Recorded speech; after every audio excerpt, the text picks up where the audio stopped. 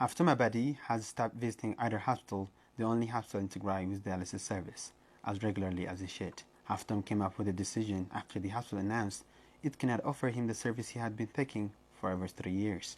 However, Haftom rarely stops by the dialysis unit in Ayder to ask whether the dialysis supplies have arrived at the gates of the hospital.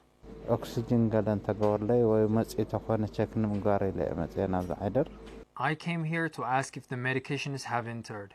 I was told they didn't. They say the supplies have reached Addis Ababa, but not here. I come here to the hospital every time I hear the sound of an airplane flying across the sky. We're being tormented. Time is always against dialysis patients. We still hope the medications will arrive, and our only prayer is that we do not die before it makes it here. Haftom, who is an ICT expert by profession, looks back to his much better life just before the impulsion of the siege, despite his chronic illness and his disability to move. I had a good life. Even if I was going to Addis for training or something, I would just go and get my dialysis service there. Whenever I was in Maqala, I came here. But since the beginning of the siege on Tigray, I can't dare call my life living. I also can't figure out how I am going to survive. Tigray Dialysis Patients Association is an association established to ease the socio-economic challenges of dialysis patients and to create awareness of nephrology all across the region. Haftom now chairs this association as his predecessors have died from lack of dialysis treatment. He says almost all members of the association, him included, are waiting for the day they die.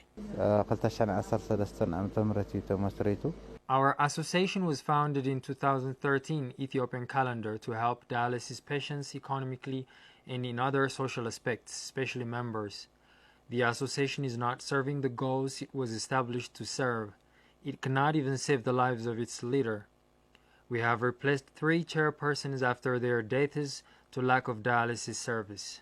Ayder Hospital Nephrology Unit said earlier this month that over 100 with acute renal failure and chronic kidney diseases have died due to the lack of dialysis service. Sister Lemlem Gorslase, head of nurses in the unit, says the unit is trying to save lives using single-use dialyzers 6 to 8 times. However, she says that it is difficult to save those who suffer from multiple chronic illnesses such as Haftom.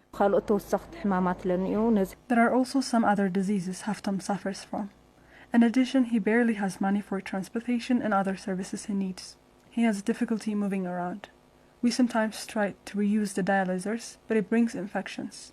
The patients cannot resist the pain. Haftom and his medic have also stated their reservations with regard to the international community. They both say they have not seen any improvement despite repeated call for desperately needed medical supplies.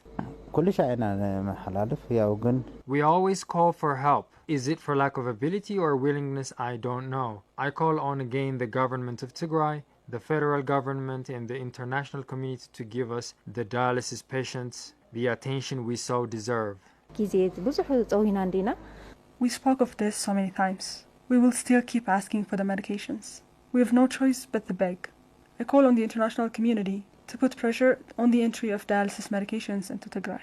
3 weeks into the peace agreement, 3 humanitarian flights to the capital, the desperately needed dialysis medications are yet to reach the hospital.